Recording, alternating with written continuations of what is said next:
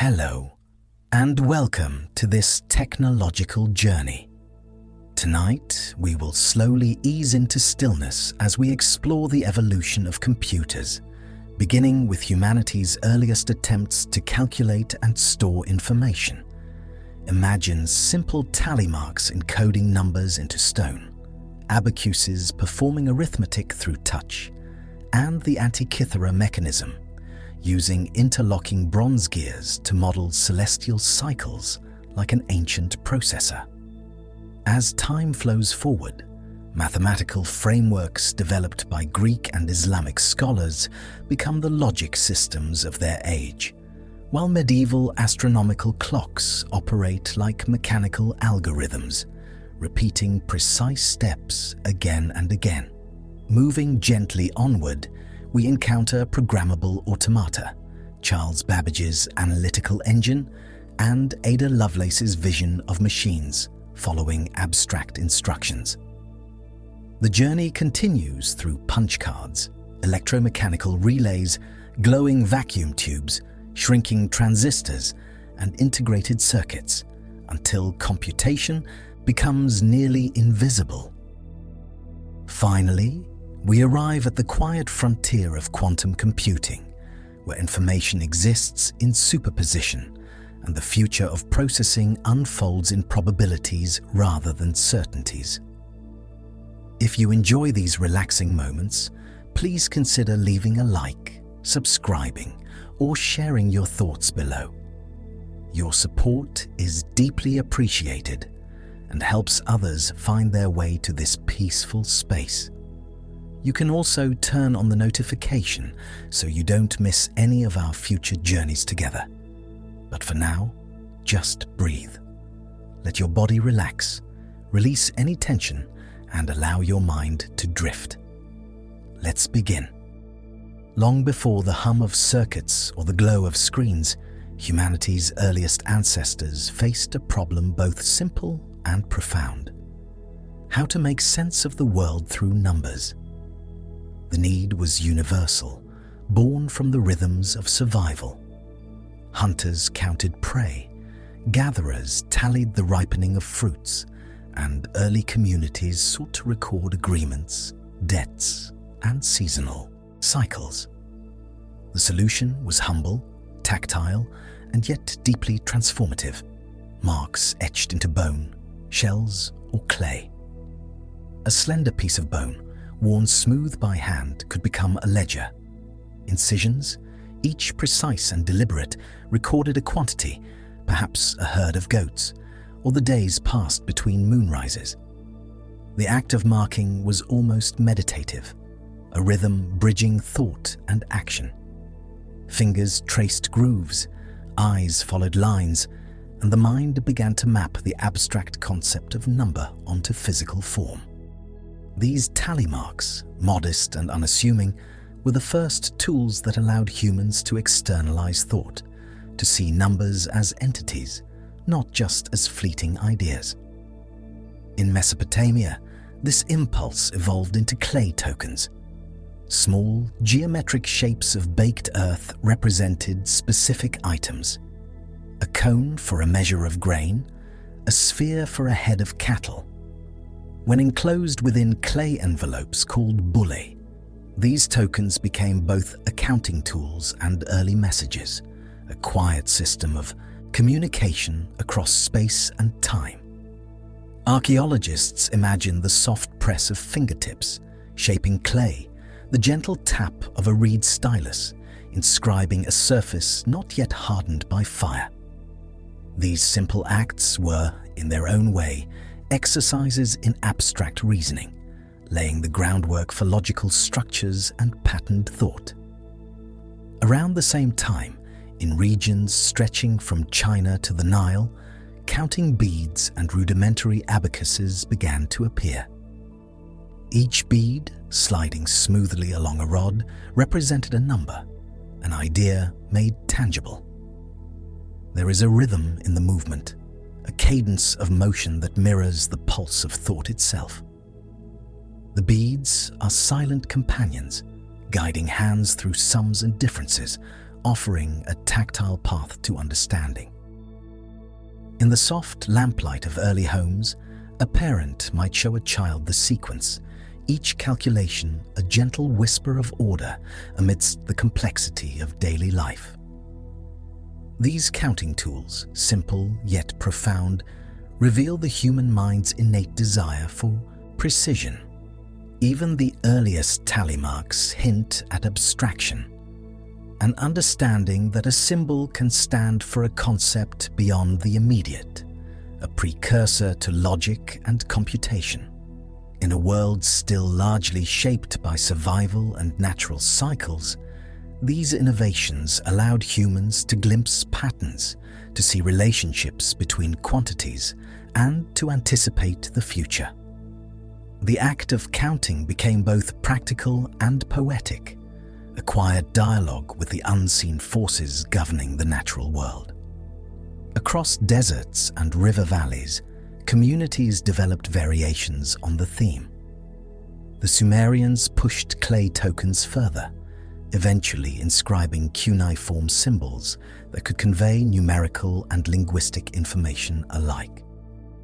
In China, the counting rods evolved into the first functional abacuses, where sequences of sticks on a board enabled calculations far beyond simple addition. Each innovation built upon the last, a gentle layering of ideas that silently stretched the boundaries of cognition. One can almost hear the faint clack of rods striking a wooden frame, a sound that resonates through millennia as the precursor to all computational machinery. The act of counting is, in its essence, an exercise in temporality. Early humans learned not only to enumerate objects, but also to track events over time. Lunar cycles, harvest periods, and migratory patterns became measurable, predictable, and, in doing so, manageable. By translating these observations into physical tokens or markings, humans created the first bridges between sensory experience and abstract reasoning. The world could be charted, quantified, and eventually manipulated with intention. Each mark, each bead, each token carried the weight of potential, the latent promise of foresight, of planning, and of understanding beyond the immediate.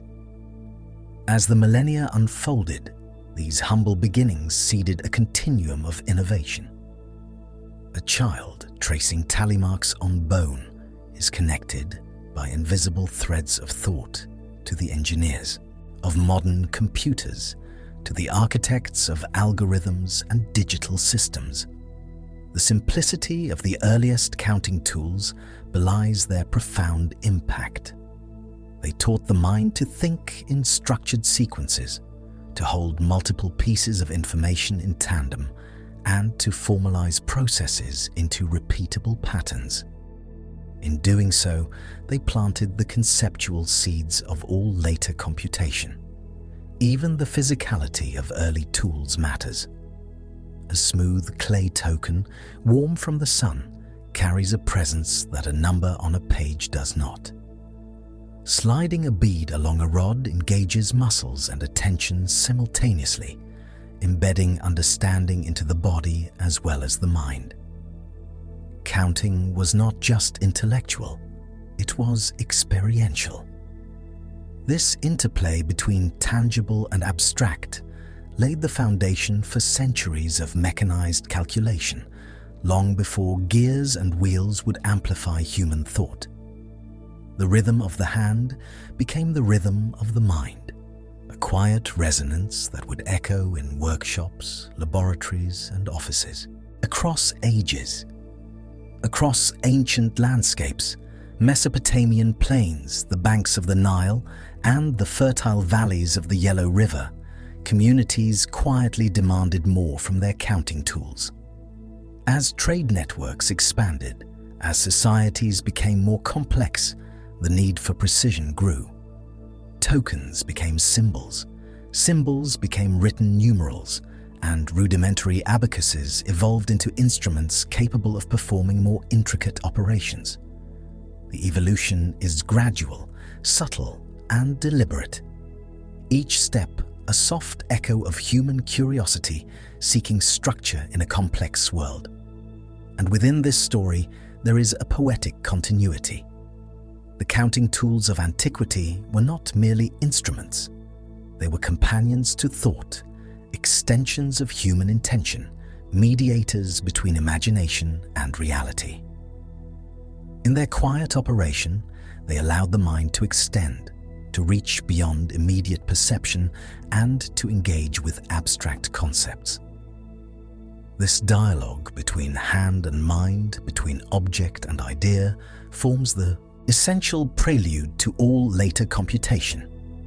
Every algorithm, every machine code, every flickering transistor carries the ghost of a bone marked with tally lines, a bead nudged along a rod, a clay token shaped with care. In the slow unfolding of human ingenuity, the dawn of counting reminds us that progress often begins in the humblest gestures. The first marks, etched with care, are a meditation on order, precision, and understanding. They invite the mind to pause, to measure, to organize. And in their silent persistence, they speak across millennia, quietly shaping the architecture of thought that would one day support the vast edifice of modern computation. Through these simple innovations, humanity first discovered the power to capture the ephemeral, to record, to predict, and to imagine. In tracing the journey from the earliest tally marks to the sliding beads of primitive abacuses, we glimpse the initial spark of logical computation. These tools, modest and unassuming, laid the foundation for every mechanical and electronic innovation to follow.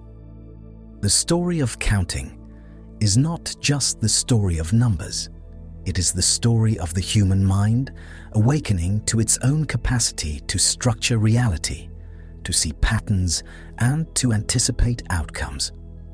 And in the gentle rhythm of these early instruments, we find a quiet, enduring echo, a reminder that even the smallest marks can reverberate through the long corridors of time, shaping the evolution of human thought and the machines it would one day conceive. Beneath the waves of the Mediterranean, in the shadowed depths near the island of Antikythera, a relic of astonishing complexity rested undisturbed for centuries. Its discovery in 1901 among the wreckage of a Roman cargo ship unveiled a bronze device whose intricacy would astonish modern scholars: the Antikythera mechanism.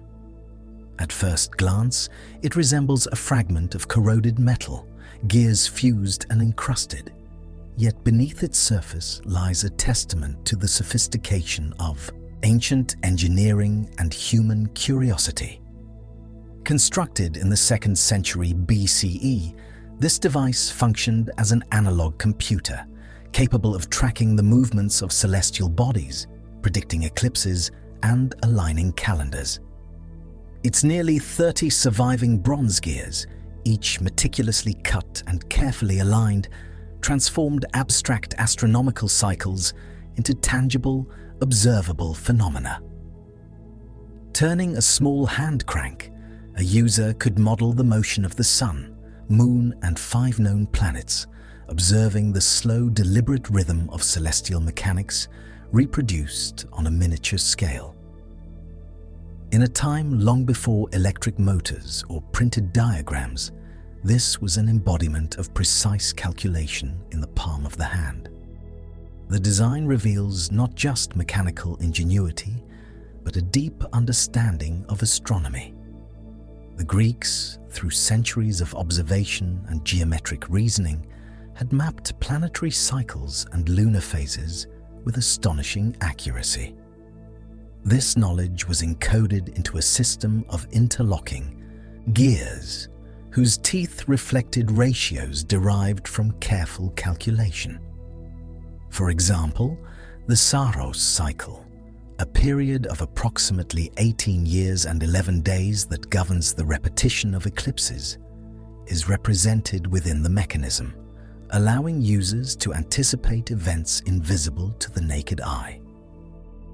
In translating the heavens into metal and motion, the mechanism embodies a seamless fusion of observation, mathematics, and craftsmanship. Close inspection of the fragments shows inscriptions in Greek, labeling gears, dials, and divisions.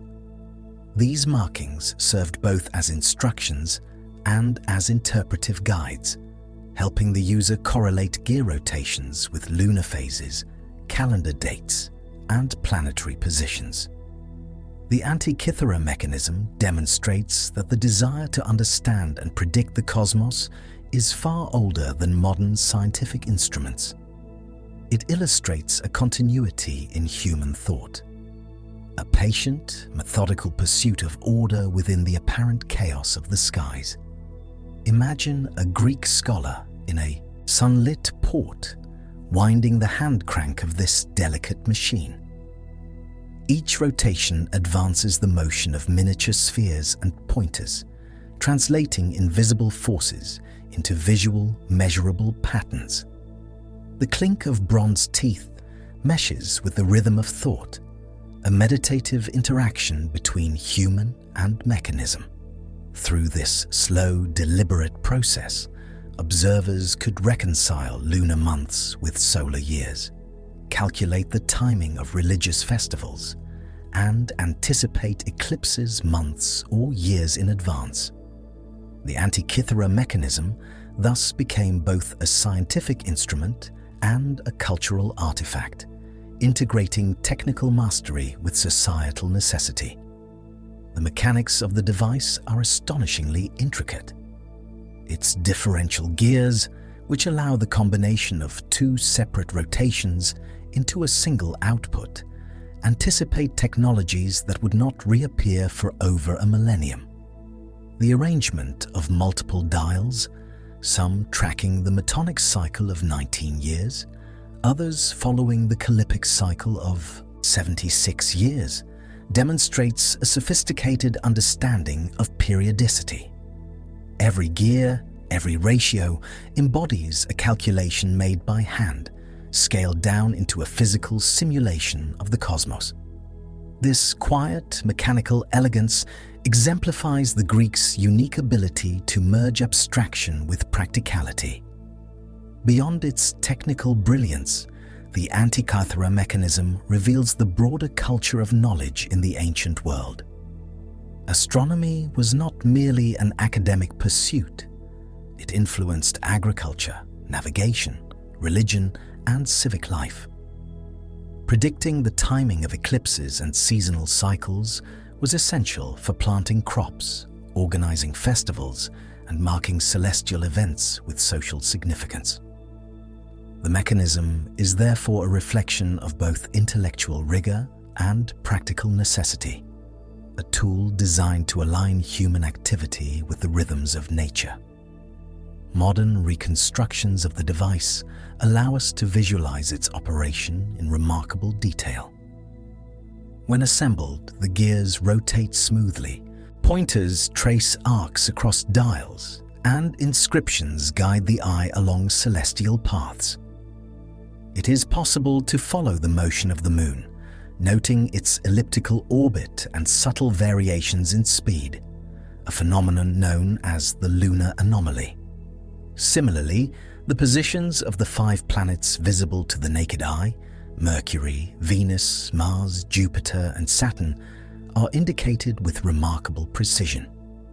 In this way, the mechanism bridges imagination and observation, making abstract motion tangible, almost hypnotically so. Its rediscovery challenges assumptions about technological progress. For centuries, scholars believed such precise gearing required knowledge developed in the Renaissance or later. Yet here, in the Bronze Age, we find evidence of mechanisms capable of replicating complex cyclical phenomena. The Antikythera mechanism forces a re-evaluation of human ingenuity, suggesting that the capacity for abstraction and precise engineering is not bound to modernity, but has long existed in quieter, less visible forms. It demonstrates that the pursuit of knowledge has always been entwined with patient observation and meticulous craftsmanship. The beauty of the Antikythera mechanism lies not only in what it calculates, but in how it embodies a philosophy of understanding the universe. Each rotation, each gear, represents a deliberate attempt to reconcile human experience with cosmic order. The device translates the movement of distant bodies into tactile feedback, allowing its operator to engage with celestial patterns directly. This interaction is meditative, contemplative, a gentle reminder that observation, measurement, and understanding are intimately connected. Its legacy resonates through time. While no direct line of technological inheritance can be traced from the mechanism to modern computers, the conceptual parallels are unmistakable. The idea of encoding information into a physical medium, of representing abstract cycles through mechanical processes, anticipates centuries of innovation in computation. Differential gears, geared dials, and rotational encodings are principles that re-emerge in clocks, automata, and ultimately the mechanical and electronic computers that shape the modern world. In the quiet of a laboratory, where scholars piece together fragments and rotate reconstructed gears, the mechanism comes alive again. Its soft ticking, imagined against the backdrop of starlit skies, evokes the patient curiosity of its creators. Each movement is an echo of a mind intent on understanding patterns that unfold over years, decades, and centuries. The Antikythera mechanism is, in its essence, a bridge across time, from the earliest human efforts to quantify reality to the sophisticated digital computations of today. Through its gears and dials, we witness a civilization attuned to rhythm and order. The Antikythera mechanism stands as a quiet testament to the human drive to reconcile observation with understanding, prediction with wonder. It reminds us that the seeds of computation are ancient, rooted in the patient study of cycles, the careful alignment of gears, and the tireless quest to bring cosmic complexity into human comprehension. In the sunlit courtyards of ancient Athens, scholars traced geometric patterns in the dust, their hands shaping lines as carefully as their minds shaped ideas. Greek mathematicians, from Pythagoras to Euclid, pursued understanding not merely as abstraction, but as a map of reality itself. Numbers were more than quantities. They were principles, structures underlying music, architecture, and the cosmos. Geometry provided a bridge between observation and reasoning, while arithmetic and ratios offered tools to quantify and predict natural phenomena. These early explorations planted seeds that would one day support the mechanical and computational frameworks of later civilizations. Algebra emerged centuries later in the Islamic Golden Age, where scholars translated Greek works and expanded upon them with their own innovations. Figures such as al-Khwarizmi formalized systematic methods for solving equations, creating procedures that could be followed step by step. The word algorithm itself derives from his name, an enduring reminder of this contribution. Across libraries filled with inked manuscripts, scholars methodically worked through calculations, diagrams, and tables. Their work was meticulous, driven by the pursuit of both practical applications, land measurement, trade calculations, and astronomical observation, and theoretical insight. The flow of knowledge from Greek geometry into Islamic mathematics illustrates a continuity of intellectual curiosity. Trigonometry, refined to calculate the positions of stars, became an essential tool for navigation and timekeeping. Scholars developed sine tables and methods to approximate angles, demonstrating an early understanding of functions and numerical precision. Observatories rose in desert cities, where carefully calibrated instruments captured the motion of planets and moons, creating data sets that demanded systematic analysis. Through this meticulous work, abstract mathematical reasoning was translated into practical computation, laying conceptual groundwork for programmable logic. Numbers and symbols were no longer mere representations. They became manipulable objects. Consider the development of positional notation. The introduction of zero and the place value system revolutionized calculation. With these innovations, long sequences of numbers could be handled efficiently, written compactly, and processed methodically. These ideas, quietly refined across centuries, made it possible to formalize steps, patterns, and rules, a precursor to the procedural thinking required in mechanical computation. Greek and Islamic mathematicians shared a fascination with patterns. Pythagorean exploration of ratios in music, Euclidean theorems of shape and proportion, and the careful tabulation of trigonometric values all reflect a human impulse to organize complexity into comprehensible systems. Observing recurring cycles, whether in celestial motion or numeric sequences, these scholars cultivated the ability to abstract regularities from the apparent chaos of the natural world. This abstraction is the same cognitive skill that centuries later allowed engineers to design gears, punched cards, and circuits capable of replicating logic in mechanical or electronic form. In softly lit libraries, scribes meticulously copied manuscripts, ensuring that calculations, methods, and proofs were preserved for generations. The painstaking repetition of transcription reinforced not only accuracy, but also the meditative rhythm of analysis. Knowledge was cumulative, each insight built on prior observation, each formula refined through careful iteration. It was a quiet, deliberate process, reflecting the patience required to encode complex systems, whether in ink, stone, or, eventually, metal and silicon. The link between these intellectual currents and mechanical computation becomes particularly evident when considering algorithmic thought.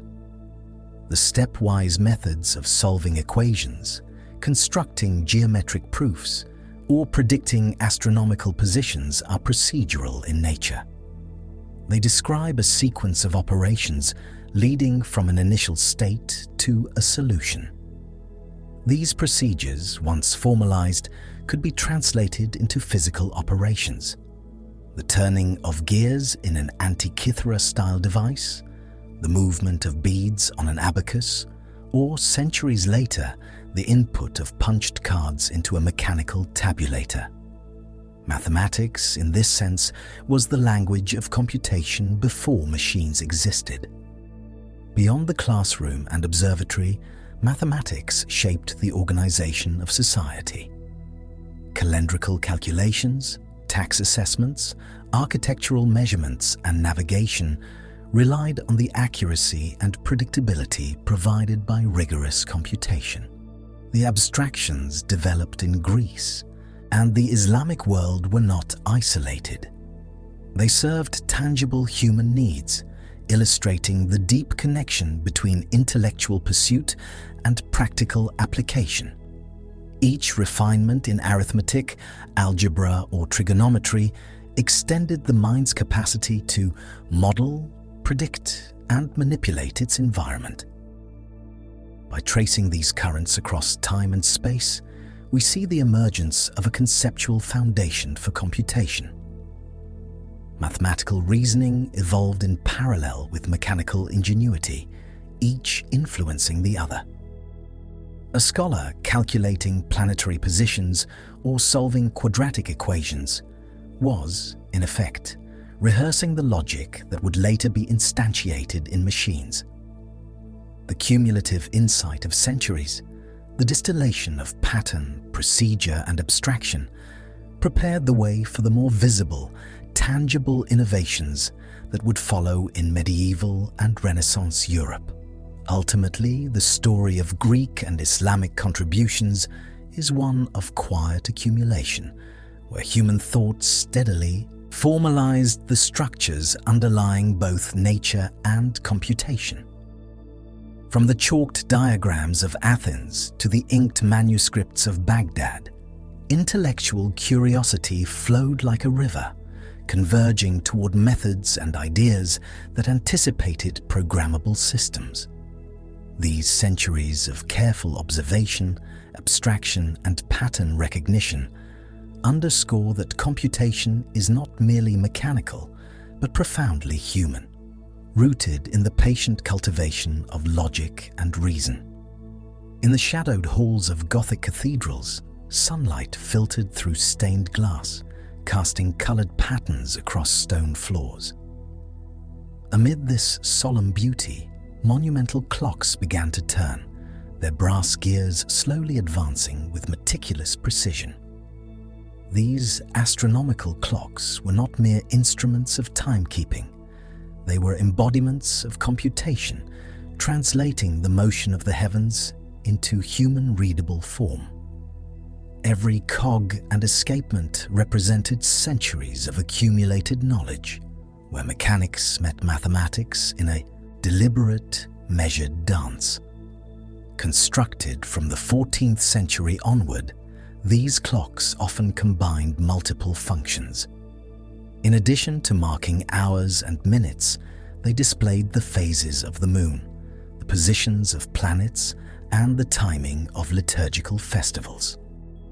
The Prague Orloj, Strasbourg astronomical clock, and other European examples illustrate the ambition and ingenuity of medieval artisans. Complex gear trains converted the continuous, irregular motion of celestial bodies into predictable rotations, while rotating spheres and pointer hands provided an intuitive interface for observers. The mechanical language of gears, pinions, and wheels served as an analog for abstract calculation. The design of these devices reflects both observational astronomy and theoretical insight. Clockmakers relied on planetary tables derived from earlier Islamic and Greek work, converting these calculations into ratios of teeth on bronze wheels. A single rotation could encode a lunar month, a solar year, or the cycle of eclipses. By careful measurement and iterative refinement, medieval engineers created machines that approximated celestial motion with astonishing accuracy for their time. The quiet precision of these clocks demonstrates that computation was not confined to paper or ink, but could be instantiated in tangible, dynamic mechanisms. In addition to their astronomical functions, these clocks often incorporated automata, small figures that moved on the hour, striking bells or enacting symbolic gestures. These mechanical animations were not mere decoration. They reflected the growing human desire to encode rules of motion, predict outcomes, and formalize sequences of operations. The interplay between visual spectacle and practical calculation reveals a culture attuned to patterns and structure, where art and logic coexisted within a single device. The escapement mechanism, a critical innovation, converted continuous energy from a descending weight or spring into regulated impulses, allowing for controlled periodic motion. This principle, fundamental to clockwork, later informed the development of mechanical calculators and early computers. The rhythmic advance of gears provided a physical analog to logical steps, enabling machines to perform repeated operations with minimal human intervention. Observing the pendulum swing or a wheel turn is, in essence, witnessing computation made visible. Monastic workshops and urban clock towers served as centers for experimentation. Craftsmen meticulously filed teeth, aligned axles, and calibrated dials. These actions required both mechanical intuition and mathematical insight, blending abstract reasoning with tactile expertise. Each adjustment brought the machine closer to accurately reflecting celestial cycles, embodying a quiet, iterative form of problem-solving that mirrors algorithmic thinking. In effect, the process of building an astronomical clock trained the mind in the principles of ordered computation long before electronic systems existed. Calendrical calculation was another vital function of these devices. The timing of Easter, feast days, and agricultural cycles depended on lunar and solar observations. Astronomical clocks integrated these calculations mechanically, providing communities with reliable guidance for religious and civic life. The fusion of measurement, prediction, and mechanical execution reflects a sophisticated understanding of both natural phenomena and human needs, a practical application of abstract computation. The clocks also illustrate the broader European fascination with automata. Moving figures, rotating spheres, and intricate mechanisms prefigured Renaissance experiments in programmable motion. By combining geometry, gear ratios, and mechanical ingenuity, medieval inventors explored ways to reproduce natural and celestial order in miniature form. The meticulous attention to detail, aligning a gear with a planetary period, or synchronizing a lunar dial with a solar calendar, reveals a culture dedicated to reconciling observation with predictable outcomes. Through cinematic observation of moonlit cathedrals and sun-drenched clock towers, one can imagine the soft, persistent ticking of gears echoing across centuries. Each motion is deliberate, each rotation measured, reflecting both the intellectual curiosity and technical skill of its makers. These devices remind us that computation is not only the domain of electricity or silicon, but has deep roots in mechanical reasoning and patient observation. Ultimately, medieval astronomical clocks represent a bridge between intellectual abstraction and mechanical execution. They carry forward the mathematical insights of Greek and Islamic scholars, transforming tables and calculations into physical motion. By encoding rules of planetary and lunar cycles into bronze and wood, medieval engineers created early analog computers, machines that translate patterns of nature into interpretable, measurable form. In this way, the legacy of medieval logic quietly prepared the ground for Renaissance automata, Babbage's analytical engine, and the evolution of computation itself. Candles flickered across the polished surfaces of Renaissance ateliers, illuminating the delicate motion of small mechanical figures. Artisans and inventors carefully assembled intricate cogs, cams, and levers, imbuing lifeless materials with the appearance of motion and purpose. These automata were more than ornamental curiosities. They were experimental embodiments of programmable logic, demonstrating the capacity to encode sequences of actions into physical mechanisms. Through them, movement became computation, and artistry converged with emerging principles of engineering. Clockmakers of the era, inspired by both the scientific rediscovery of Greek and Islamic knowledge and the growing fascination with mechanics, sought to replicate human and animal motion. Mechanical birds could flap wings. Monkeys could drum tiny instruments, and figures could bow or turn in repetitive sequences, all driven by carefully timed gears. These devices required rigorous understanding of ratios, timing, and cause and effect. By adjusting the size of a gear or the contour of a cam, the craftsman determined the rhythm, range, and duration of each movement. A tactile expression of algorithmic thinking centuries before the term existed. The automata reflect a philosophy of observation and imitation. By studying the motions of animals and the gestures of humans, inventors translated life into mechanical patterns. Each action was broken into discrete steps. A lever lifts, a cog rotates, a spring releases. The repetition of these motions mirrors the structure of a loop in modern programming, where instructions are executed in a defined sequence. Watching a mechanical bird peck or a figure bow, one witnesses the earliest forms of procedural control, demonstrating that the conceptual foundations of computation extend beyond mathematics and into the tangible world of gears and levers. Workshops across Europe became laboratories for experimentation. Artisans combined artistry with technical precision, crafting small-scale mechanisms that balanced aesthetics with functionality. The whirring of cogs, the subtle clicking of levers, and the careful sequencing of motion created devices that were both mesmerizing and instructive.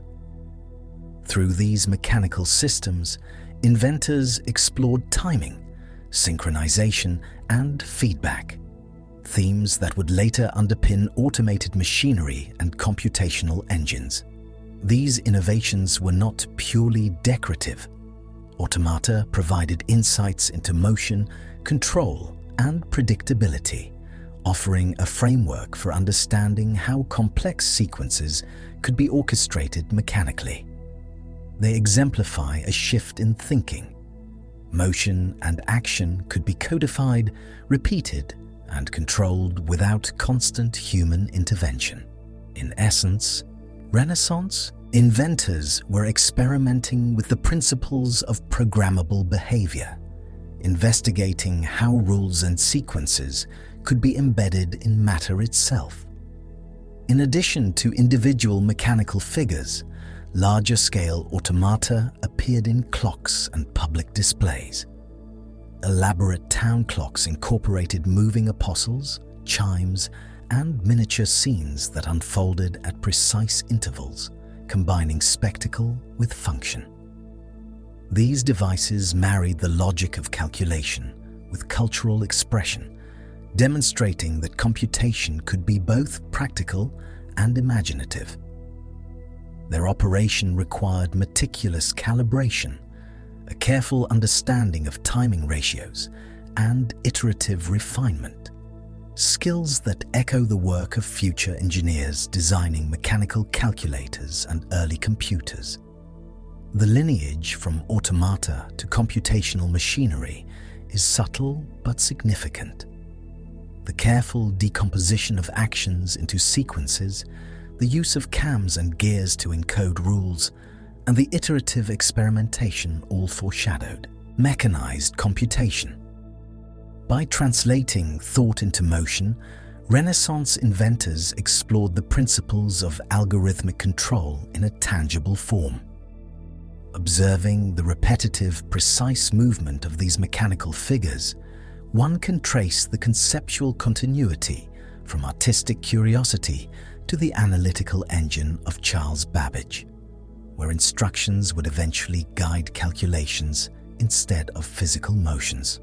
Ultimately, Renaissance automata reveal a quiet but profound curiosity about the nature of life, motion, and control. They demonstrate that the human impulse to formalize sequences and encode rules is not limited to mathematics or writing, but can extend into the physical realm. Each turning gear, each lifting lever, represents an early attempt to bridge thought and action, to capture the predictability of patterns, and to transform abstract sequences into observable reality. Through these delicate machines, we witness the slow evolution of algorithmic thinking, a precursor to the programmable engines that would reshape human knowledge in the centuries to come. In the dim light of a Victorian workshop, the air thick with the scent of oil and brass, Charles Babbage meticulously sketched plans for a machine unlike any the world had yet seen. He envisioned the analytical engine, a mechanical apparatus capable of performing any calculation automatically, guided by prearranged instructions. This was not merely a faster calculator, it was a conceptual leap, a machine designed to mimic the logical operations of thought itself. Every lever, gear, and rotating wheel was a deliberate choice, translating abstract mathematics into tangible motion. Babbage's genius lay in the principle of programmability. Unlike simpler calculating machines, which could only perform a single operation repeatedly, the analytical engine was designed to follow sequences of instructions encoded on punched cards. These cards, inspired by Jacquard looms, allowed the machine to execute conditional operations, loops, and arithmetic systematically.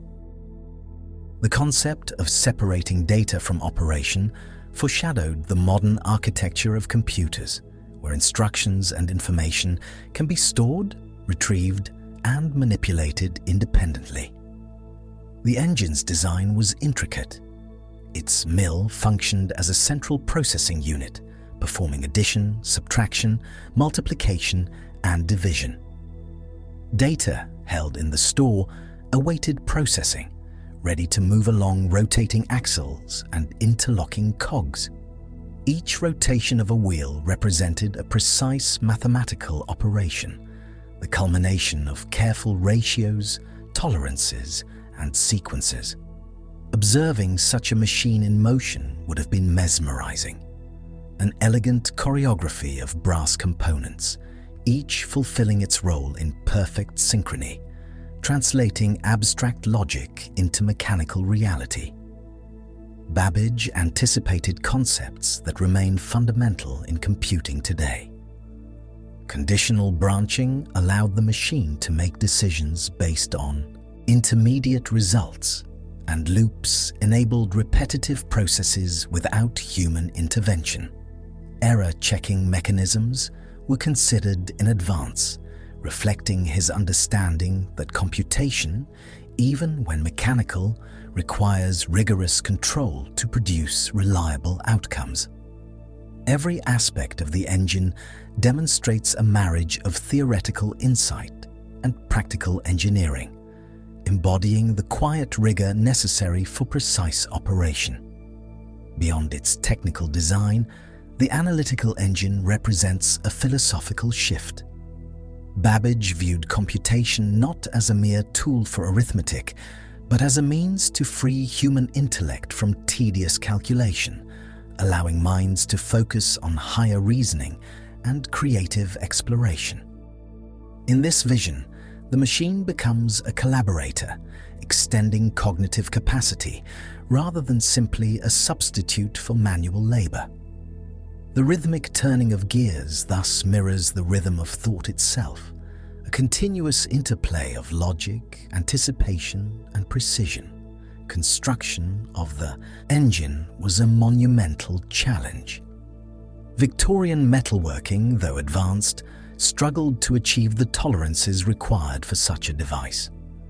Components had to be hand-forged, aligned, and adjusted with extraordinary care. Even partial assemblies demonstrated remarkable ingenuity. Wheels meshed flawlessly, levers responded predictably, and sequences of cogs executed operations in a repeatable, controlled manner.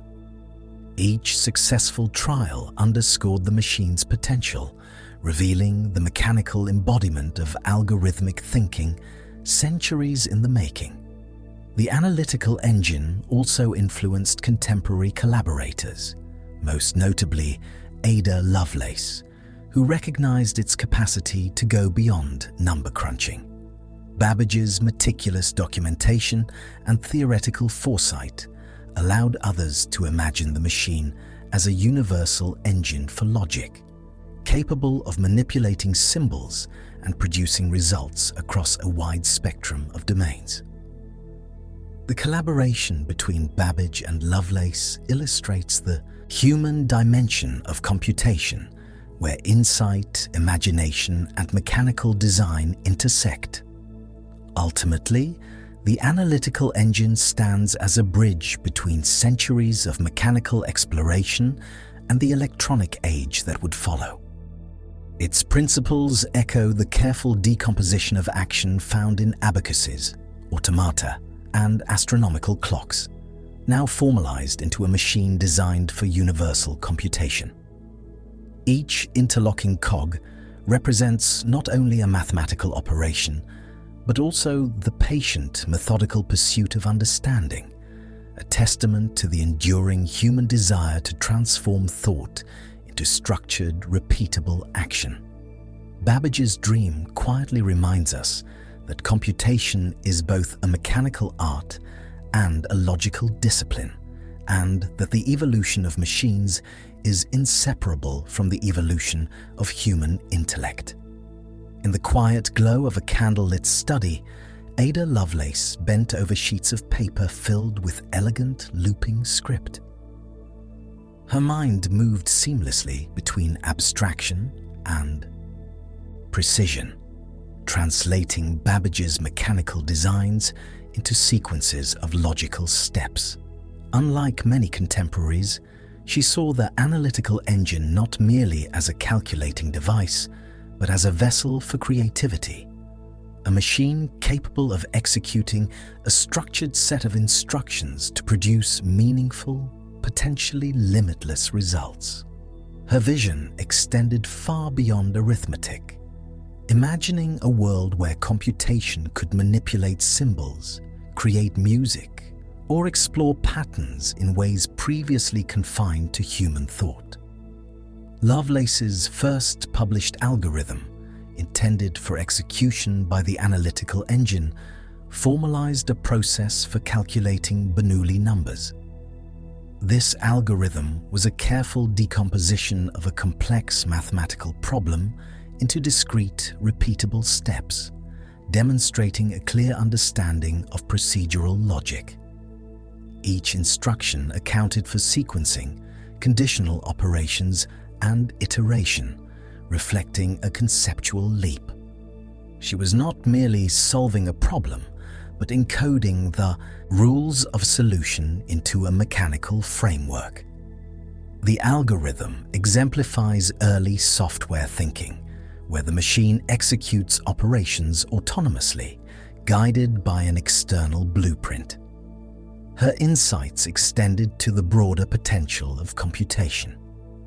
Ada recognized that numbers could represent more than quantity. They could symbolize objects, musical notes, or logical states. The analytical engine, in her view, was not bound to arithmetic, but could manipulate abstract forms according to systematic rules. This foresight prefigures modern programming, where machines handle diverse types of information according to well-defined procedures. Lovelace's writing shows a rare synthesis of imagination and logic, envisioning a partnership between human intellect and mechanical execution that continues to underpin computation today. Interaction with Babbage was central to her work. She meticulously studied his notes and prototypes, asking questions, refining concepts, and testing assumptions. Their collaboration illustrates the human dimension of computation. The machine is inert without the structure, interpretation, and foresight provided by a creative mind. Lovelace's approach contrasts with the common view of machinery as a passive tool. She treated the analytical engine as a co-creator, a partner capable of following the rules she composed, yet entirely dependent on the clarity and rigor of those rules.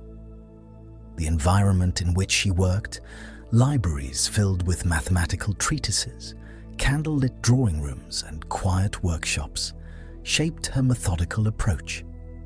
Her notes reveal careful attention to detail, tables of values, annotations on gear sequences, and stepwise instructions designed to anticipate mechanical behavior. Each segment of the algorithm corresponds to a predictable outcome, demonstrating a nuanced understanding of both mathematics and mechanics. The ability to bridge abstract thought and mechanical execution defines her legacy as the first algorithmic thinker.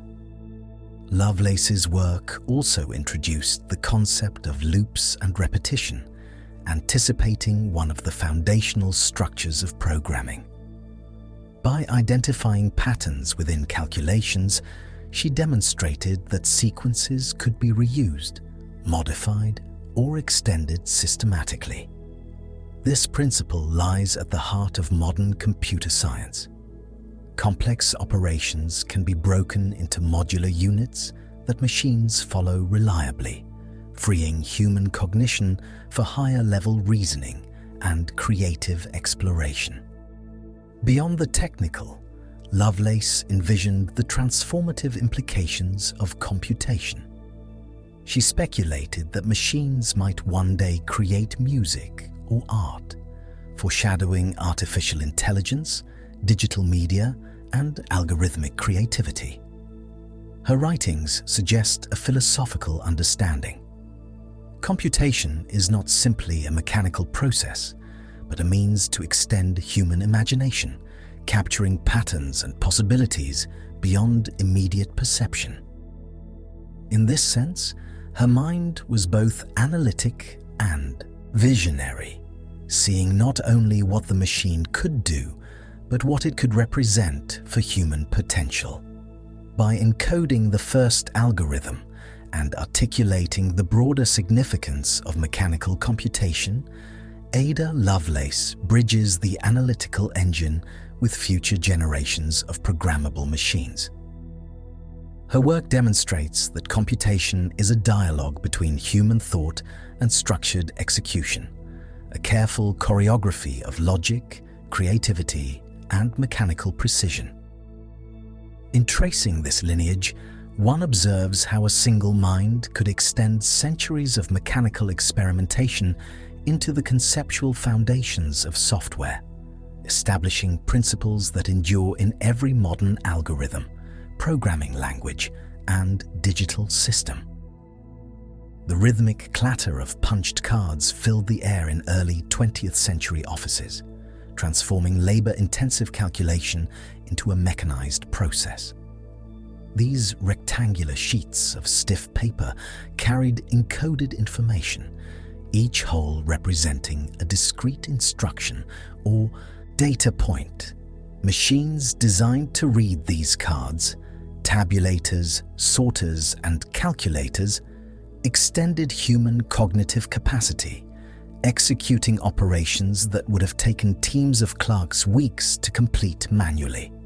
The punched card system became the backbone of mechanical data processing, bridging hand computation with automated efficiency. Herman Hollerith, an American inventor, pioneered the practical use of punched cards for the 1890 US Census. His tabulating machine could read the holes electrically and aggregate population data at unprecedented speed. This innovation reduced errors, increased productivity, and demonstrated how systematic encoding could control mechanical action. The principles underlying Hollerith's design, separating data from process, encoding information in standardized form, and enabling repeated execution, form the conceptual foundation of modern computing systems. Industrial offices began to adopt these machines, creating floors filled with tabulators, card sorters, and collators. Operators fed cards into machines with precise timing, aligning columns and ensuring that the sequence of instructions matched intended operations. Each card represented not just a number, but an instruction for action, summation, comparison, or classification. The choreography of operators and machines resembled a mechanical symphony where human oversight and automated repetition worked in concert to produce reliable outcomes. Beyond census work, punched cards found applications in business, accounting, and scientific research. Companies could track payroll, inventory, and transactions with unprecedented efficiency, while laboratories used tabulating equipment to process experimental data. The abstraction of computation into standardized manipulable units, represented physically by holes on cards, allowed humans to formalize complex procedures, automate repetitive tasks, and scale operations far beyond manual capacity. The design of punched card systems emphasized modularity and repeatability. Machines were configured to read specific columns for particular functions, enabling flexibility in application. Operators could sequence multiple cards to define multi-step procedures, effectively programming the machine to perform compound calculations. Conditional operations could even be encoded, with card decks arranged to represent different outcomes based on intermediate results. In this way, punched card systems foreshadowed software, translating logical structures into tangible sequences that mechanical devices could interpret. Maintenance and precision were critical. Cards had to be uniformly cut, with holes punched to exact dimensions to ensure reliable operation. Misalignment could disrupt the flow of data, producing errors that cascaded through the system. Machines themselves required careful lubrication, adjustment of electrical contacts, and meticulous attention to the alignment of reed heads. Each element, card, lever, contact, and wheel, was part of a coordinated system that translated abstract instructions into repeated, reliable action. The progression from Babbage's analytical engine to punched card systems represents a conceptual continuity. Both involved encoding instructions for a machine to execute, separating control from data, and enabling repetition without continuous human intervention. Whereas Babbage's machine remained largely theoretical during his lifetime, punched cards realized these ideas on a practical, industrial scale. The human role shifted from performing calculations manually to designing, preparing, and interpreting sequences, a subtle but profound redefinition of work and cognition. Punched card technology continued to evolve through the first half of the 20th century, influencing electromechanical computing and the earliest digital machines. The abstraction of data, modular sequencing, and systematic execution anticipated later developments in programming, memory, storage, and algorithmic control. Observing the operation of these machines, one sees not merely rows of metal and paper, but a disciplined system for extending human thought, converting structured ideas into persistent, executable action. In this era, computation became a cooperative endeavor between humans and machines. The tactile handling of cards, careful arrangement of decks, and attentive monitoring of tabulators ensured accuracy, while the machines themselves executed repetitive operations at speeds far exceeding unaided human capability. The evolution of punched card systems illustrates a fundamental principle.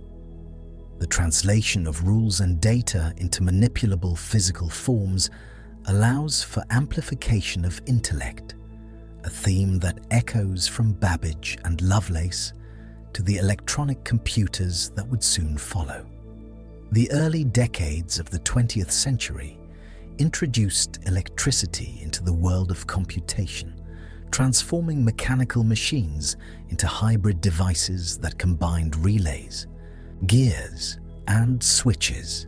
These electromechanical computers amplified human capability, converting labor-intensive calculations into rhythmic sequences of motion and current. By blending mechanical precision with electrical responsiveness, engineers could design systems capable of handling more complex operations than ever before, moving beyond the limitations of purely manual or mechanical methods. One striking example emerged in factories and research institutions, where tabulating machines were adapted to use electromagnetic relays.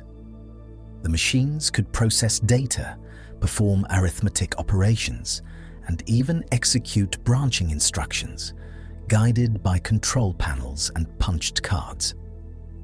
Each relay acted as a mechanical electrical switch, closing or opening circuits in response to inputs. The result was a seamless choreography of signals and motion. Metal arms moved, electrical contacts connected, and wheels turned, translating coded instructions into accurate outputs. These machines became essential tools for industry and government. Census bureaus, scientific laboratories, and manufacturing operations could now manage vast datasets efficiently. Calculations that once required teams of clerks were completed in a fraction of the time, reducing errors while increasing throughput.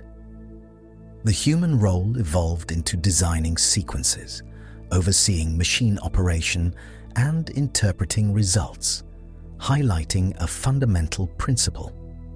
Computation is a collaboration between structured human logic and engineered automation. The design of electromechanical devices emphasized modularity. Individual units, such as relays or card readers, could be combined to form larger systems capable of complex logic operations. Conditional execution became feasible, allowing machines to respond differently based on intermediate results. Engineers experimented with timing and synchronization, balancing the speed of electrical signals with the mechanical constraints of gears and actuators. The interplay of these elements required meticulous attention to detail, illustrating a profound understanding of both physical and logical principles. Wartime needs accelerated innovation as governments sought computational power for code-breaking, ballistics calculations, and logistics. Devices such as the Harvard Mark I integrated thousands of relays and rotating components, performing extended sequences of arithmetic automatically. Operators monitored the machines, loading punched card programs and observing the movements of mechanical registers as calculations progressed. Each cycle of activity represented a precise, repeatable operation, extending human cognitive reach across vast and intricate problems. Maintenance was both technical and exacting. Relays had to be aligned, contacts cleaned, and mechanical linkages lubricated to ensure reliable operation.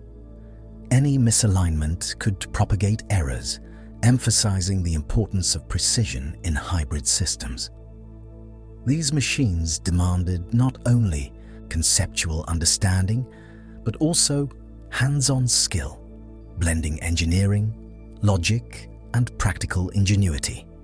Operators became part of a continuous feedback loop, ensuring that each step, whether electrical or mechanical, executed as intended. Electromechanical computing represents a conceptual bridge between mechanical engines and fully electronic systems. The principles established, modularity, separation of control and data, conditional execution, and repeatable sequences, would directly influence the architecture of subsequent digital computers.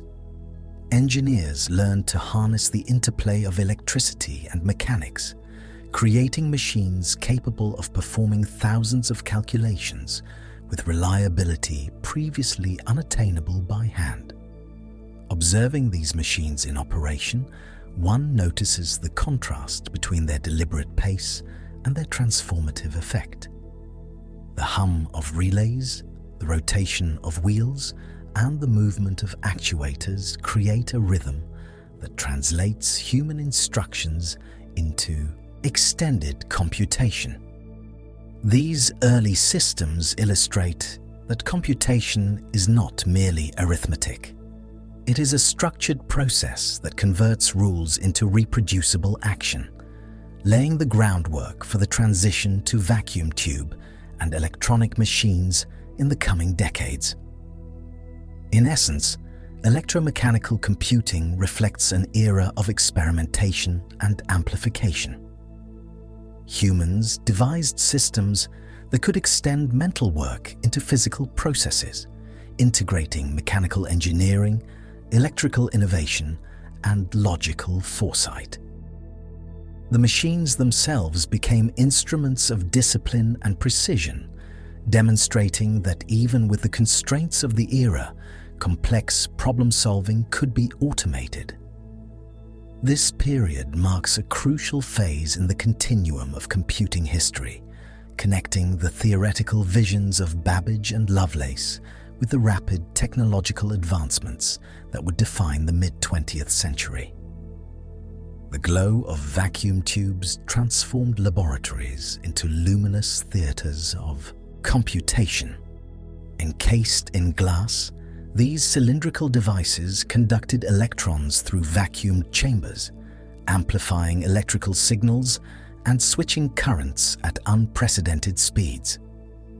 Unlike mechanical relays, which relied on moving parts, vacuum tubes could complete operations almost instantaneously, opening the door to fully electronic computation.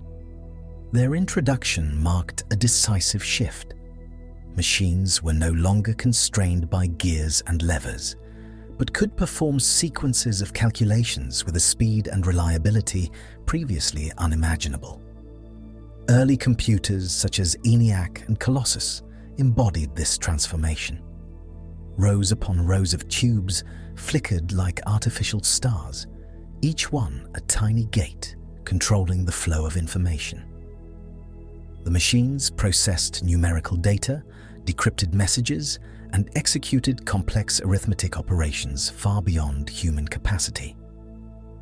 The scale of these devices was immense, filling entire rooms and requiring teams of engineers and operators to manage and maintain them. Each calculation unfolded as a coordinated interplay of current and circuitry, a mechanical ballet now entirely electrified. The architecture of vacuum tube machines emphasized modularity and parallelism. Tubes were arranged into functional units, accumulators to hold intermediate results, counters to track sequences, and circuits to perform addition, subtraction, and logical operations. Wiring connected these units, forming intricate networks capable of executing extended programs. Changes could be made by physically rewiring or plugging in patch panels, a method that allowed operators to define the logic of computation directly in hardware. This tangible interaction reflected a deep understanding of circuitry and control, demanding precision, foresight, and coordination. Power and cooling were critical challenges. Vacuum tubes generated substantial heat, requiring ventilation and careful monitoring to prevent failure. Engineers designed elaborate systems to dissipate warmth, ensuring stable operation across thousands of components. Maintenance became an essential task. burnt-out tubes had to be replaced promptly to preserve accuracy. Despite these demands, the potential benefits were extraordinary. Calculations that previously consumed weeks or months could now be completed in hours or minutes, transforming science, engineering, and military operations alike. The electronic revolution accelerated during World War II. Colossus, developed in Britain, decrypted enemy communications using thousands of tubes and complex circuits, demonstrating the strategic power of rapid computation. Meanwhile, in the United States, ENIAC performed ballistic calculations for artillery, solving systems of differential equations at speeds that surpassed even the fastest human teams. These machines revealed a new paradigm. The electronic mind could extend human reasoning, tackling problems that were previously out of reach. Programming these early machines required intimate knowledge of their physical layout. Operators followed detailed flow diagrams and connected circuits manually to define computational sequences. Instructions were not abstract lines of code, but tangible arrangements of wires and switches. Every step was deliberate, every connection a potential point of failure. Yet within this material complexity, the principles of automation and logical structuring emerged. The machines themselves became instruments for translating human thought into rapid, repeatable computation. Vacuum tube computers also introduced concepts that persist in modern systems: the separation of data and control, sequential execution of instructions, and the use of memory registers to store intermediate results. These innovations allowed for larger, more sophisticated programs and foreshadowed the stored program computers that would follow in the late 1940s and early 1950s. The period illustrates a turning point where computation moved from mechanical analogies to purely electronic abstraction, creating a foundation for the digital age. Looking across the rows of glowing tubes, one perceives both the physicality and the conceptual leap of this era.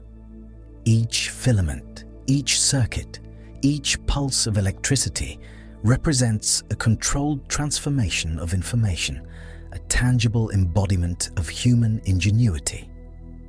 Engineers and operators collaborated with these machines as both custodians and designers, translating abstract problems into sequences that the tubes could execute reliably.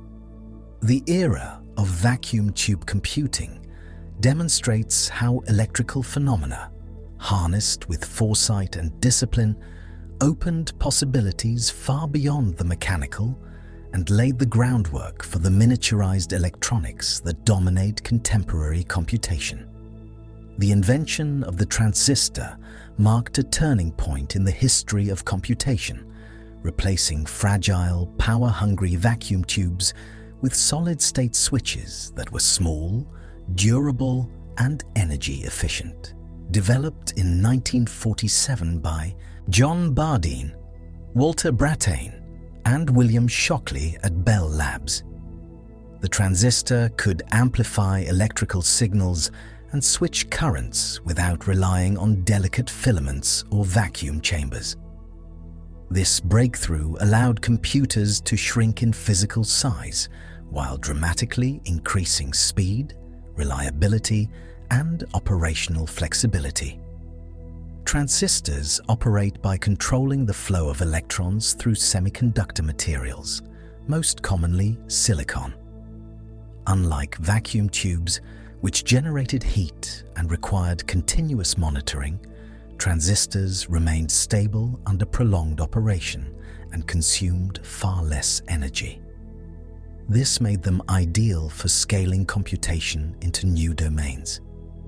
Early engineers recognized that thousands of transistors could be integrated into a single circuit, enabling compact devices that could perform complex calculations previously achievable only by room-sized machines.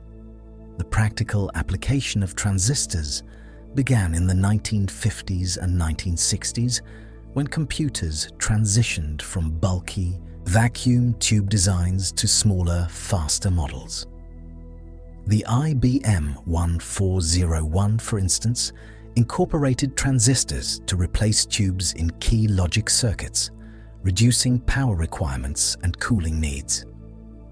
In laboratories and universities, transistor-based systems allowed researchers to experiment with increasingly sophisticated algorithms, exploring mathematical models and simulations that had been impractical on older machines. The reduction in size also facilitated portability, paving the way for computers to enter office environments, research labs, and eventually homes.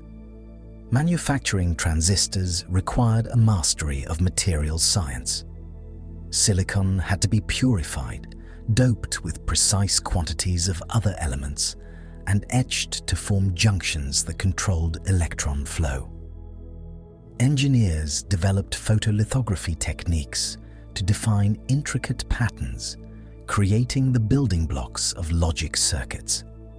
Each transistor became a tiny gate capable of switching millions of times per second, an invisible extension of human reasoning that could manipulate signals with precision and consistency.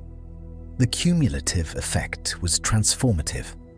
Operations once performed sequentially and slowly could now be executed in parallel and at speeds that seemed almost instantaneous.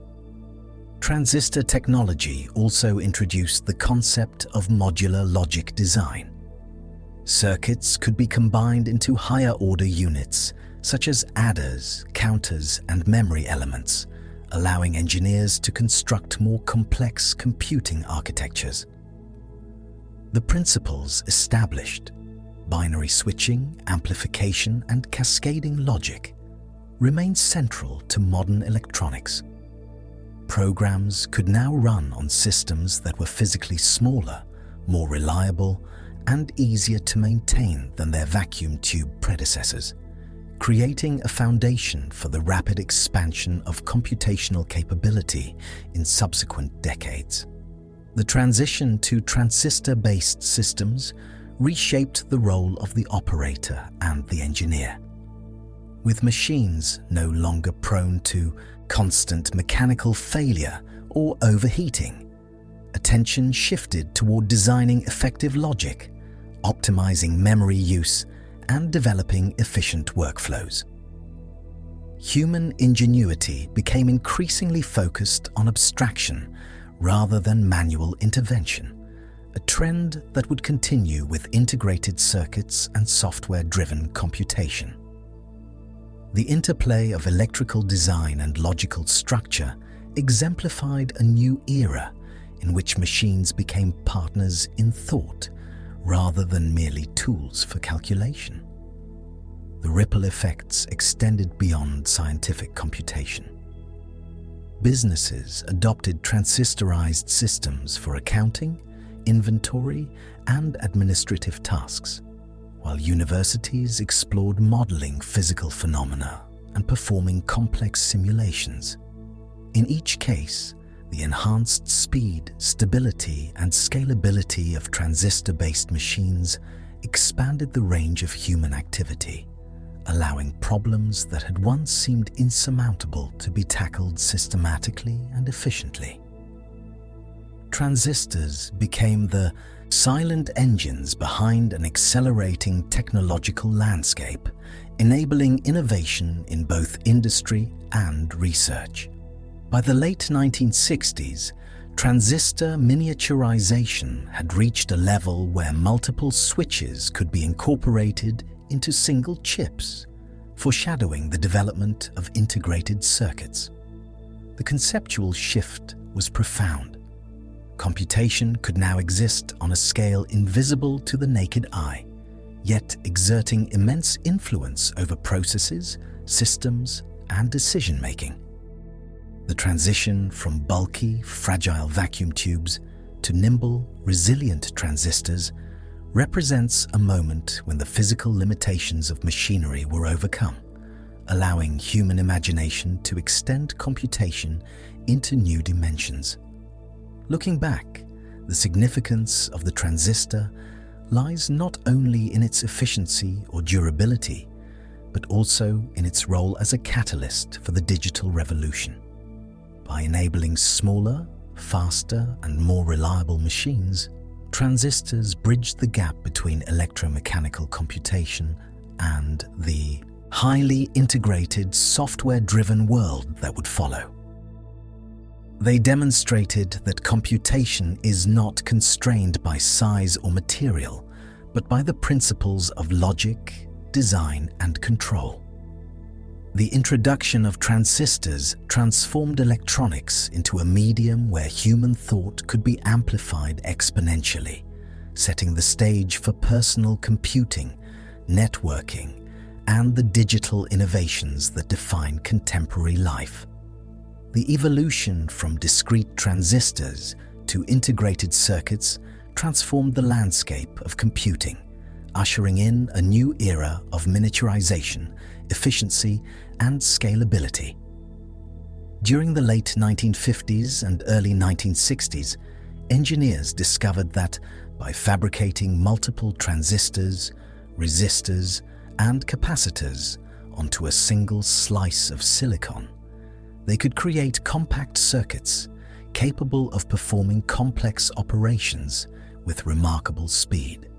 This innovation marked the beginning of the Silicon Revolution, where computation could be embedded in ever smaller spaces without sacrificing capability. Early integrated circuits were relatively simple, often containing a few dozen transistors on a chip. Nevertheless, they represented a monumental leap over previous technologies. By reducing the physical distance between components, signal propagation became faster and power consumption decreased dramatically. Reliability improved as well. Interconnections that once relied on thousands of discrete wires were now etched directly into silicon, eliminating many sources of error and mechanical failure. This allowed engineers to focus less on maintenance and more on expanding computational functionality. The principles underlying integrated circuits relied on precise material science and photolithography techniques.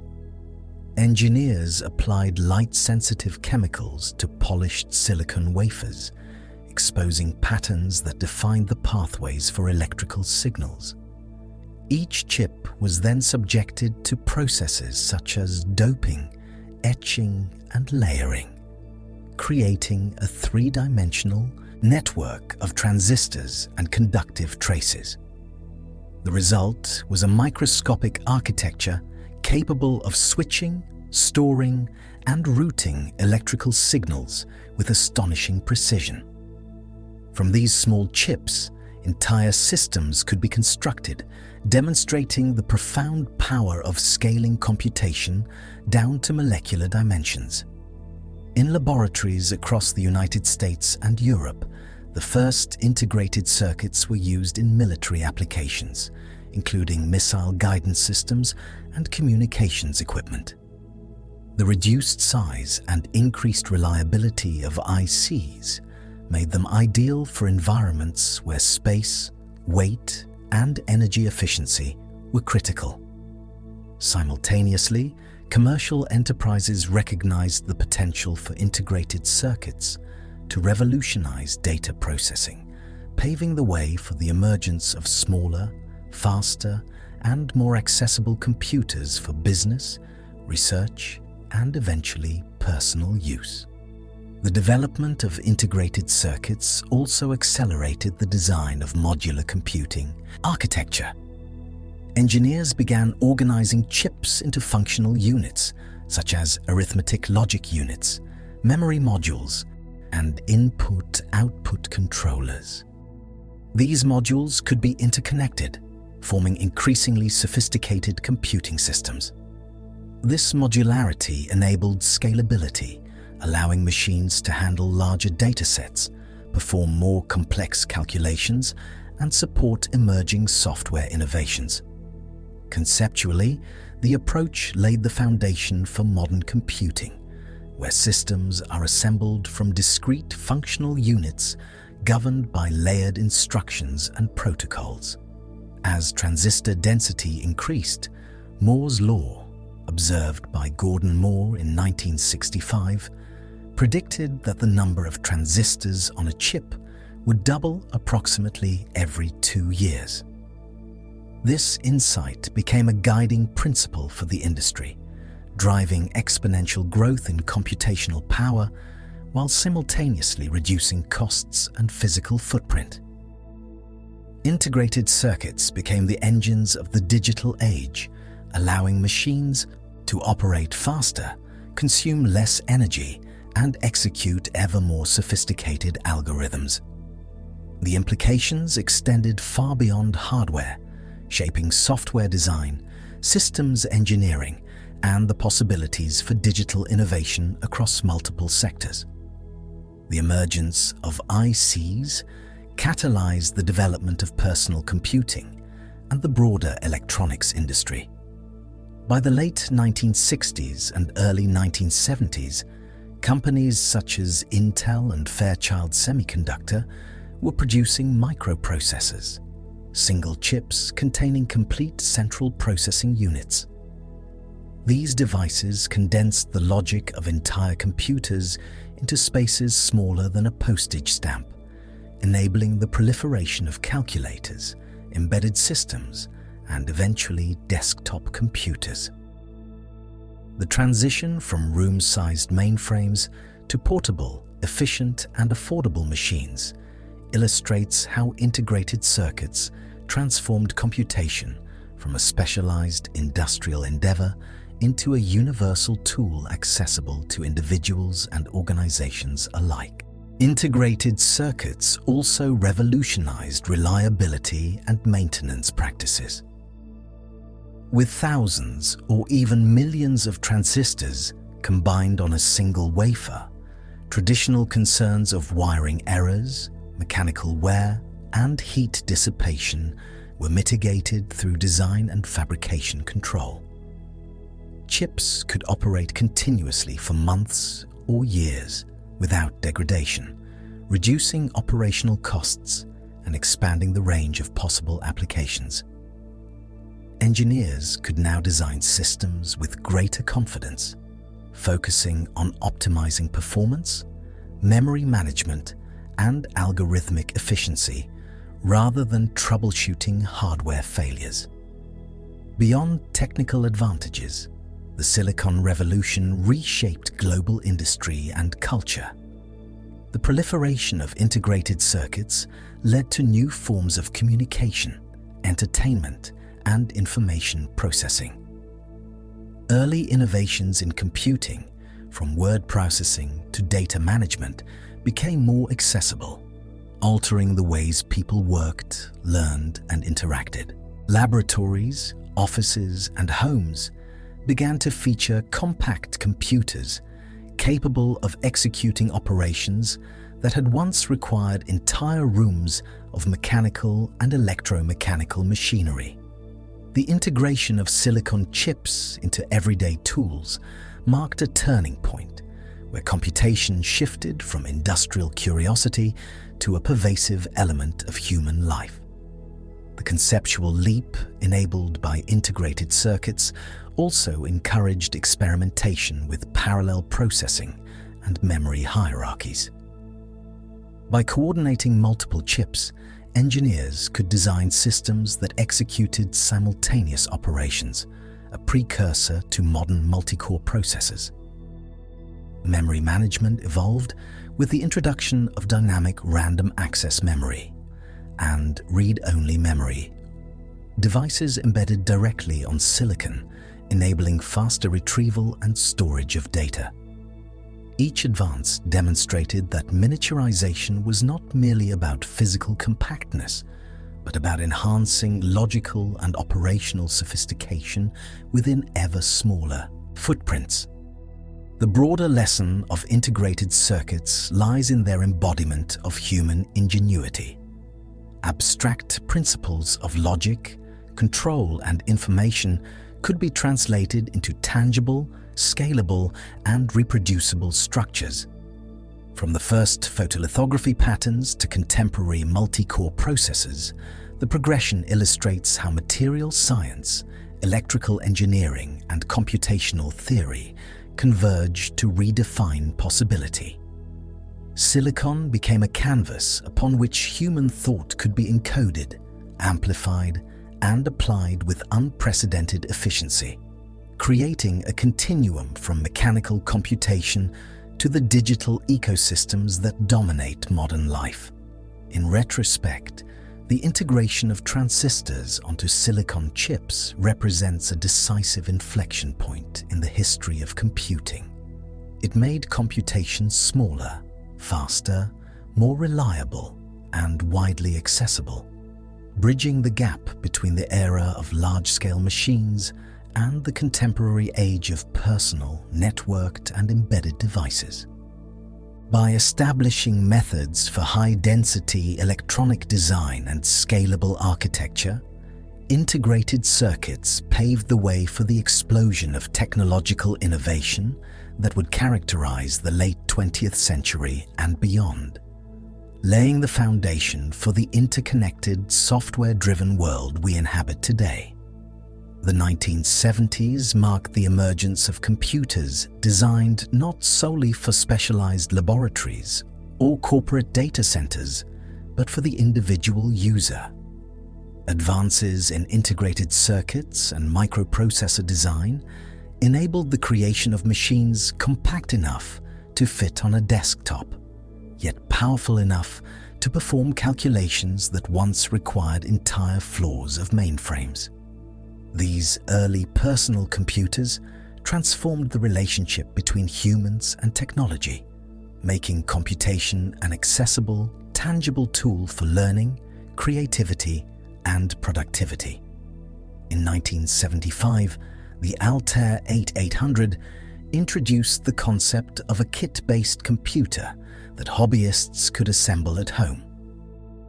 Its exposed circuit boards, blinking lights, and rows of switches offered a visceral connection to computing, allowing users to experience the logic of machines directly.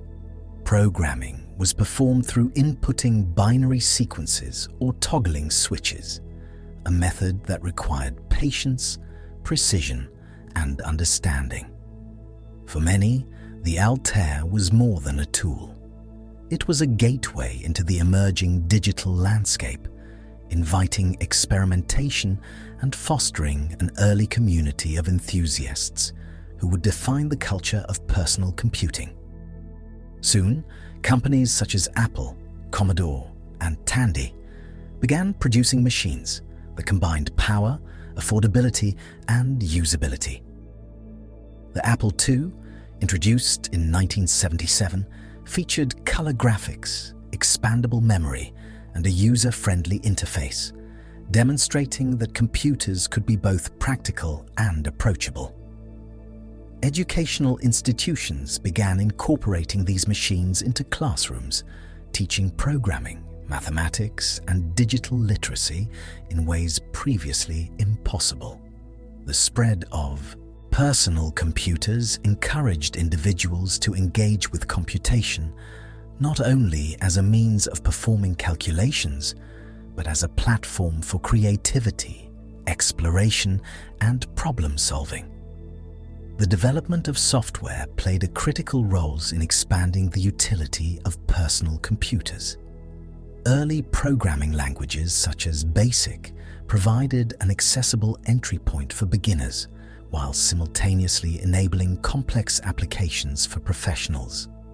Word processing, spreadsheets, and simple games became integral to the user experience, illustrating the potential for computers to augment both work and play. The convergence of hardware and software in these machines emphasized the interdependent evolution of technology, where advances in one domain accelerated growth in the other. Personal computing also introduced the concept of interactive human-computer engagement. Unlike large mainframes or mini-computers that relied on batch processing and card-based input, desktop systems allowed users to observe, manipulate, and receive immediate feedback from their machines. Monitors displayed text and graphics in real time, keyboards allowed direct input, and storage devices like floppy disks enabled the saving and sharing of information. This interactivity encouraged experimentation, fostering a sense of agency and creativity previously inaccessible to casual users. The experience of engaging with computation became an iterative process, where errors could be corrected, ideas tested, and logic refined in minutes rather than days.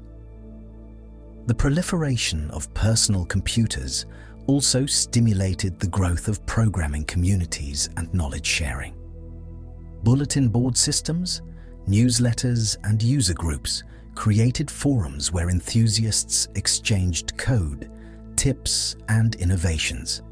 These early networks of collaboration foreshadowed the digital connectivity of the Internet, demonstrating how individual access to technology could lead to collective innovation. Users were no longer passive consumers. They became creators, problem solvers, and educators, expanding the cultural and intellectual reach of computing. Economic and social factors further accelerated adoption. Declining costs of integrated circuits and memory components made personal computers affordable for homes and small businesses. Retail availability increased as specialized stores and mail-order services supplied machines, peripherals, and software. Entrepreneurs recognized the potential for desktop computers to revolutionize business processes, education, and entertainment, driving a wave of investment, product development, and marketing that transformed society's engagement with technology. Computing ceased to be an abstract industrial enterprise and became embedded in everyday life, altering routines, communication, and productivity. The expansion of storage and display technologies enhanced the usability and appeal of personal computers. Floppy disks, hard drives, and early optical media allowed users to manage larger datasets and install more complex applications. Monochrome monitors evolved into color displays, supporting graphic design, visual programming, and interactive games. Input devices diversified beyond keyboards, including joysticks, mice, and early touch-sensitive interfaces, providing intuitive ways to navigate and manipulate digital environments. Each technological advancement extended the machine's capabilities, turning it into a versatile instrument for expression, analysis, and exploration. Personal computers also fostered the rise of home programming and experimentation. Many users wrote custom programs for personal or professional use, developing skills that would later drive software industries and innovation. The ability to define logical processes, manipulate data, and automate repetitive tasks gave individuals unprecedented control over computational systems.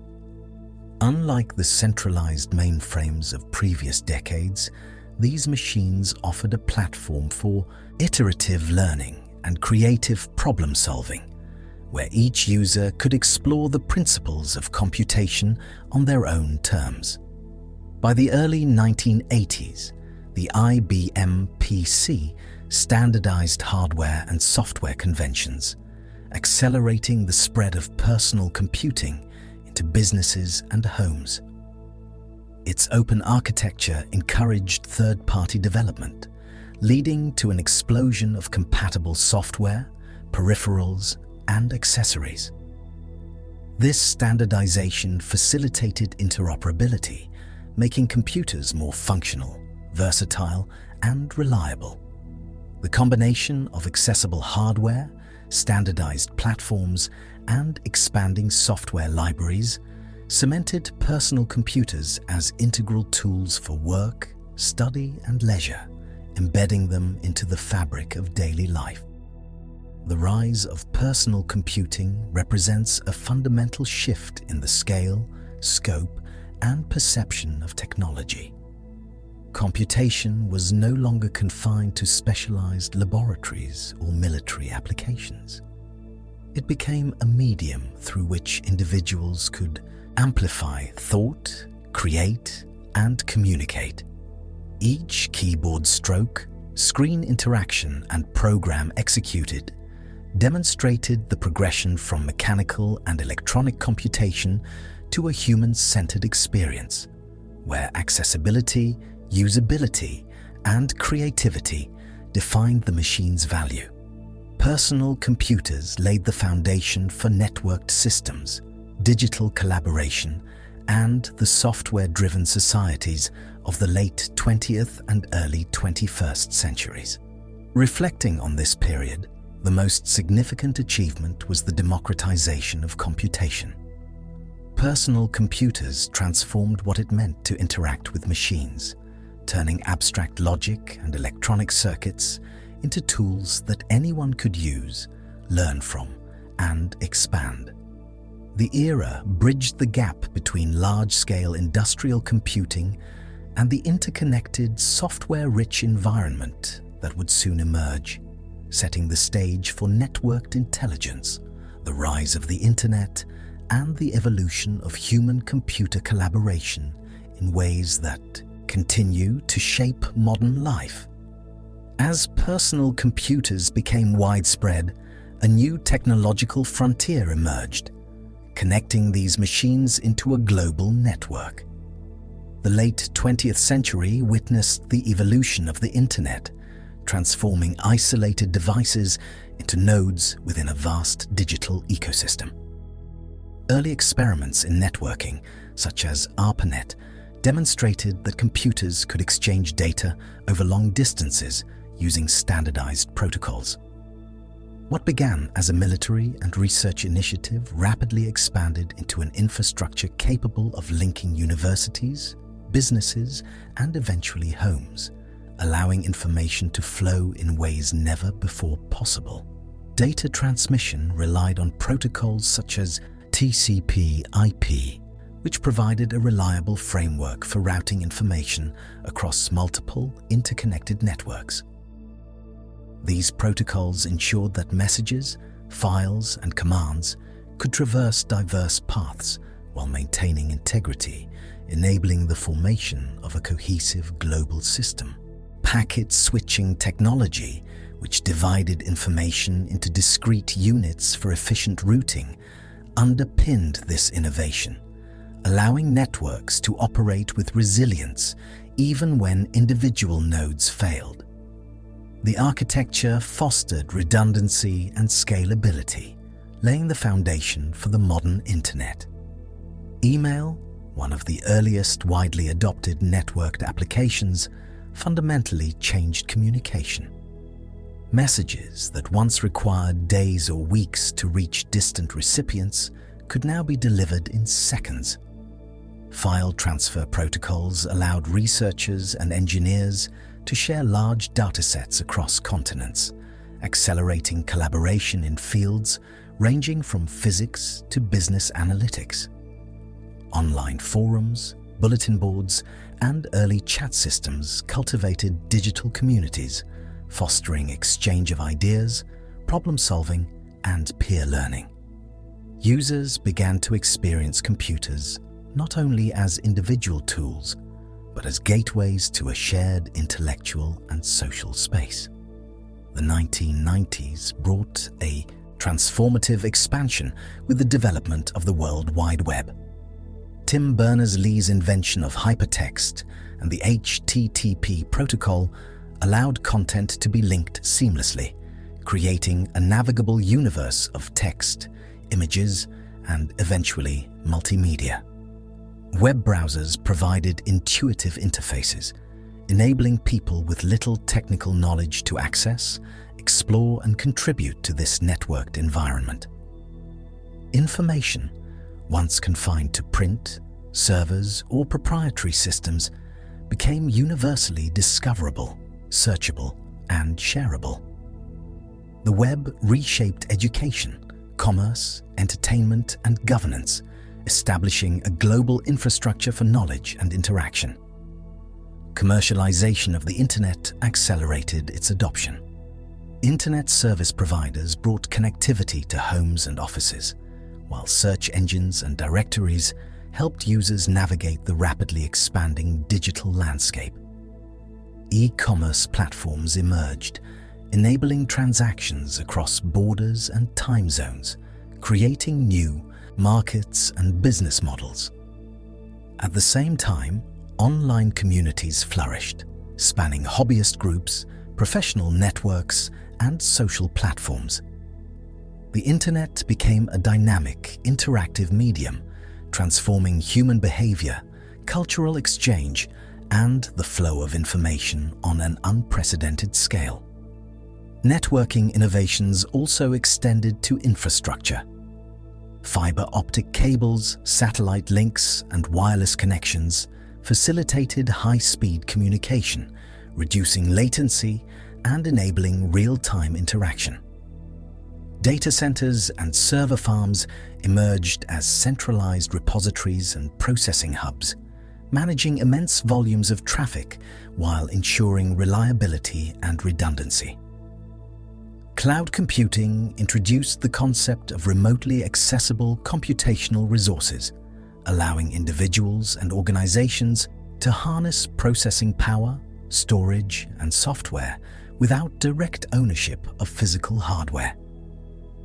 This shift further amplified the reach and flexibility of networked intelligence. The integration of personal computers with networked systems redefined computational collaboration. Distributed computing projects, such as scientific simulations and data analysis tasks, demonstrated the potential for collective processing power. Information could be generated, analyzed, and shared across multiple sites simultaneously, enabling researchers to tackle challenges that were previously insurmountable. Peer-to-peer networks, collaborative platforms, and open-source initiatives illustrated how decentralized structures could enhance innovation, efficiency, and creativity, emphasizing the Internet's role as an extension of human intellectual capability. Security and privacy emerged as critical considerations in this interconnected world. Encryption technologies, authentication protocols, and firewalls became essential for safeguarding data, maintaining trust, and ensuring reliable communication. The evolution of cybersecurity reflects the interplay between opportunity and vulnerability inherent in networked systems. Protecting digital infrastructure became as important as advancing its capabilities, demonstrating that the power of connectivity carries both potential and responsibility. By the early 21st century, the Internet had become a pervasive force, linking billions of devices and users worldwide. Social media platforms transformed cultural exchange and communication patterns, while cloud computing enabled on-demand access to vast computational resources. Streaming services, online learning platforms, and global information repositories reshaped how humans consume and interact with content. The networked environment evolved into a multi-layered ecosystem, integrating personal computing, enterprise systems, and cloud-based resources into a seamless continuum of digital interaction. The emergence of networked intelligence paved the way for contemporary developments, such as distributed artificial intelligence and the Internet of Things. Devices embedded in homes, vehicles, and cities communicate, sense, and respond autonomously, forming computational webs that extend human cognition into physical environments. Data-driven decision-making, predictive analytics, and algorithmic automation illustrate how interconnected systems can augment human capability while reshaping daily life. Each new innovation builds on decades of networking infrastructure, demonstrating continuity from early personal computers to global, real-time computational ecosystems. The story of networked intelligence reveals a profound shift in the role of computation. Machines are no longer isolated instruments for individual calculation. They operate as interconnected agents capable of sharing knowledge, coordinating action, and amplifying human potential. The digital landscape transforms space and time, enabling instantaneous collaboration, information discovery, and problem-solving at scales unimaginable in previous eras. The evolution from solitary desktops to globally networked systems underscores the central theme of computing. Human ingenuity, when coupled with tools that extend reach and connectivity, multiplies its impact across society and across generations. The frontier of computation now moves beyond the deterministic world of classical machines into the enigmatic domain of quantum mechanics. In these systems, information is no longer confined to bits that are either 0 or 1. Instead, quantum bits or qubits exist in superposition, simultaneously representing multiple states until observed or measured. This principle allows quantum computers to process vast combinations of possibilities in parallel, enabling calculations that would overwhelm classical architectures. The very nature of computation is transformed, demanding a conceptual leap from conventional logic to a realm where probability and entanglement define behavior. Entanglement, one of the most remarkable features of quantum systems, links qubits so that the state of one instantly influences the state of another, regardless of distance. This phenomenon, once dismissed by classical intuition as spooky action at a distance, is now harnessed to enable complex algorithms for simulation, cryptography, and optimization. Quantum interference, another defining property, allows constructive and destructive patterns to amplify correct solutions while suppressing incorrect ones, providing a mechanism for precise computation across multidimensional state spaces. Physical realization of qubits requires delicate engineering. Superconducting circuits, trapped ions, and topological qubits each offer unique advantages and challenges. Superconducting systems, cooled to near absolute zero, allow electrical currents to flow without resistance, creating stable quantum states suitable for gate operations. Trapped ions employ electromagnetic fields to isolate and manipulate individual atoms with extraordinary precision. Topological qubits, still largely experimental, promise inherent protection against environmental noise, offering a pathway toward more robust and scalable architectures. Across all platforms, the maintenance of coherence, the preservation of quantum states is the central engineering challenge, dictating both computational fidelity and operational limits.